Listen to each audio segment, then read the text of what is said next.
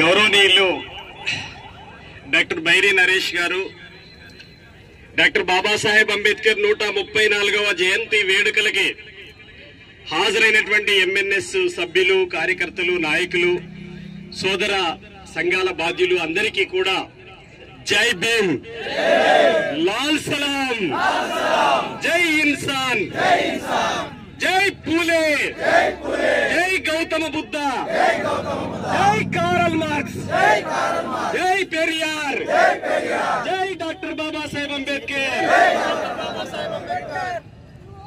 మిత్రులారా, ప్రపంచ ప్రఖ్యాత మేధావి, భారతదేశ భవిష్యత్తుకు బాటలు వేసినటువంటి బాబాసాహెబ్ అంబేద్కర్ 134వ జయంతి శుభాకాంక్షలు తెలియజేస్తున్నాను.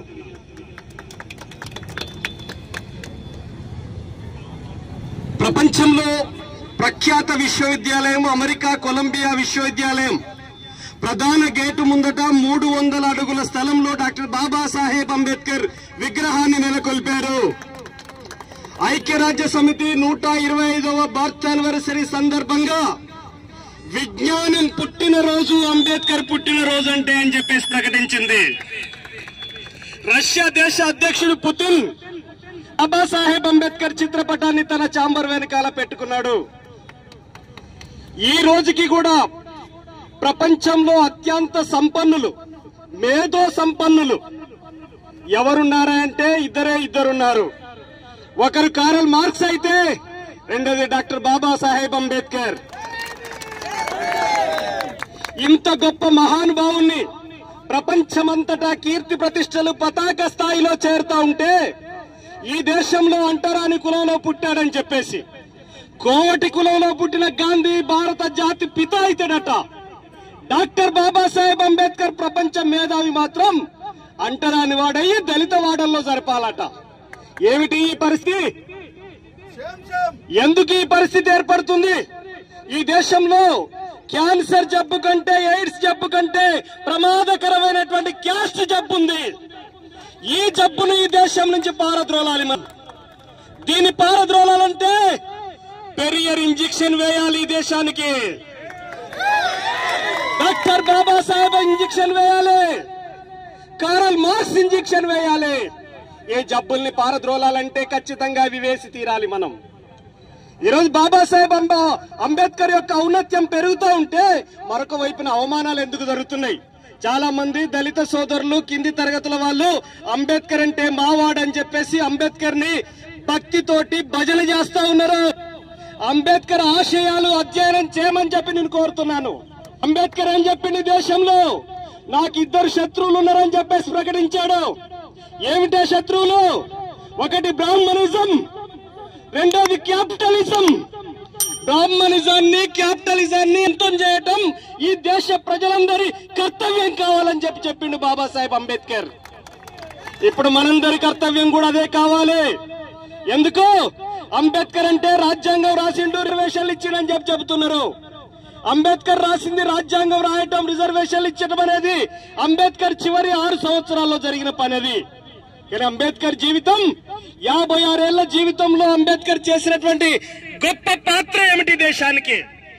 రాష్ట్రాలు, మైనార్టీలు అనేటువంటి పుస్తకాన్ని చదవండి మీరు. ఈ దేశంలో ఉన్నటువంటి మొత్తం భూమిని జాతీయం చేయాలని చెప్పిండు బాబాసాహెబ్ అంబేద్కర్.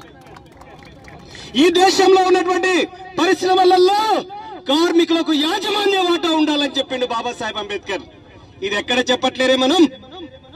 ఈ రోజు ఈ దేశాన్ని పరిపాలిస్తున్న మనువాదులు ఆర్ఎస్ఎస్ ఎజెండాతో ఏం చేస్తా ఉన్నారు? ఈ దేశాన్ని తిరిగి మధ్య యుగాల కాలంలోకి పట్టుకుపోవడానికి ప్రయత్నం చేస్తున్నారు. ఉచ్చతోటి, ఆవు పేడతో బతకాలనుకుంటున్నారు వాళ్ళు. ఈ దేశంలో అంబేద్కర్ యొక్క ఔన్నత్యం విరజిల్లుతా ఉంటే అంబేద్కర్ ఔన్నత్యాన్ని అణిచివేయాలని చెప్పి చూస్తా ఉన్నారు. అమిత్ షాకు అంబేద్కర్ చదివిన దాంట్లో నయా పైసా జ్ఞానం ఉందా అని చెప్పి నేను అడుగుతున్నా అమిత్ షానే. అంబేద్కర్ అనడం ప్యాషన్ అయిపోయింది అంటున్నాడు. అంబేద్కరే ఈ దేశంలో పుట్టుండకపోతే మాకు ఇప్పటికీ మూతికి ముంతా వెనక తాటాకుండేది. డాక్టర్ బాబాసాహెబ్ అంబేద్కర్ పుట్టడంతో ఈ మనువాదుల మస్తిష్కం మీద కొట్టిండు బాబాసాహెబ్ అంబేద్కర్. ఈ దేశానికి మనుస్మృతి అనేటువంటిది ఎంత దుర్మార్గమైందో చెప్పిండు బాబాసాహెబ్ అంబేద్కర్. ప్రేమించింది అమ్మను హననం చేసింది ఈ దేశంలో. అందుకనే బాబాసాహెబ్ అంబేద్కర్ చెప్పినటువంటి గొప్ప విషయాల్ని మనం వాళ్ళు భరించలేకపోతున్నారు, అంబేద్కర్ ను జీర్ణించుకోలేకపోతున్నారు. అందుకంటే వాళ్ళ గుండెల మీద గుణం గుర్తిండు. అందుకనే అంబేద్కర్ రాసిన రాజ్యాంగాన్ని రద్దు చేయాలంటున్నాడు. ఒకడు అంటున్నాడు, అంబేద్కర్ పుట్టిన టైంలో నేనుంటే కాల్చి చంపేవాడినని చెప్పానంటున్నాడు ఆర్ఎస్ఎస్ కార్యకర్త. ఈ రోజు నేను ఒకటే విషయం చెప్పదలుచుకున్నా, అలాంటి దుర్మార్గులకి, అలాంటి నీచుల గురించి తెలియజేస్తున్నాను.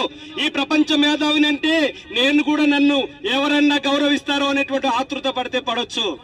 అంబేద్కర్ కాలి గోటికి, ఎడమ కాలి గోటికి పనికిరాని దద్దమ్మలు, వెధవలు అంబేద్కర్ ఈ రోజు విమర్శ చేస్తా ఉన్నారు.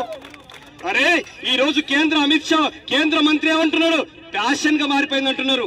అరే మీరు పార్లమెంట్ లో మోడీ మోడీ మోడీ అని చెప్పేసి బల్లాలు చర్చిల్లు కదా. మోడీ ఎవరు? నీ మోడీ అంబేద్కర్ పుట్టిన గడ్డ మధ్యప్రదేశ్ రాష్ట్రం మౌ పట్టణానికి వెళ్లి అంబేద్కర్ మట్టిని ముద్దాడి ఏం చెప్పాడు నీ మోడీ? ఓ అంబేద్కర్ దేవుడా, నువ్వు లేకపోతే అక్కడ కూడా దేవుని చేసిండు అంబేద్కర్ ని. అంబేద్కర్ మనిషిని చేస్తే, అంబేద్కర్ ని వీరుని చేస్తే, అంబేద్కర్ ని రోల్ మోడల్ చేస్తే ఆయన లాగా ఆచరించాల్సి వస్తుందని చెప్పి అంబేద్కర్ ని దేవుణ్ణి చేసిండు. ఏమన్నాడు? ఓ అంబేద్కర్ దేవుడా, నువ్వు లేకపోతే నా ఈ దేశానికి ప్రధానమంత్రి అయ్యేవాడిని కాదు, ఆర్ఎస్ఎస్ ఆఫీస్ లో చిప్పలు గడిగేవాడిని అని చెప్పిండు ఆ రోజు. మరి నువ్వు మీ ఆయన ఎందుకట చెప్పిండు?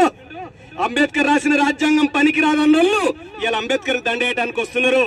ఖబర్దార్, అంబేద్కర్ ఆశయాల్ని తొక్కి అంబేద్కర్ విగ్రహాలకు మొక్కే వాళ్లకు హెచ్చరిస్తా ఉన్నాను. అంబేద్కర్ ఆశయ వారసులు మాత్రమే అంబేద్కర్ దగ్గరికి రావాలి. అంబేద్కర్ ఆశయాల్ని, రాజ్యాంగాన్ని, రిజర్వేషన్లని, సామాజిక న్యాయాన్ని సమాధి చేసే నీచులు ఇక్కడికి రాకూడదు. ఎస్పెషల్లీ ఈరోజు ఆర్ఎస్ఎస్ బీజేపీ అనేటువంటిది అంబేద్కర్ యొక్క ఆశయాలకి విరోధి. అది ఎట్టి పరిస్థితులలో అంబేద్కర్ ని తాకడానికి వీల్లేదు. ఎక్కడో గుడిని ముట్టుకుంటే అపవిత్రం అవుతుంది అంటున్నారే.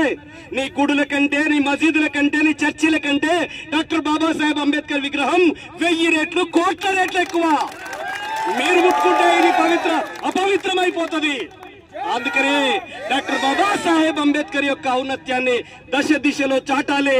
ఈరోజు మా ఎంఎన్ఎస్ సభ్యులు చాలా అద్భుతంగా ప్రతి సంవత్సరం ఉదయం 6 గంటలకే ఇక్కడికి వచ్చి అత్యంత క్రమశిక్షణ ప్రదర్శించి అంబేద్కర్ పట్ల, ఈరోజు అంబేద్కర్ ఆశయం పట్ల ఆశయ వారసులుగున్న మీరందరూ కూడా అకుంఠిత దీక్షతోటి ఈరోజు ఇక్కడికి వచ్చారు.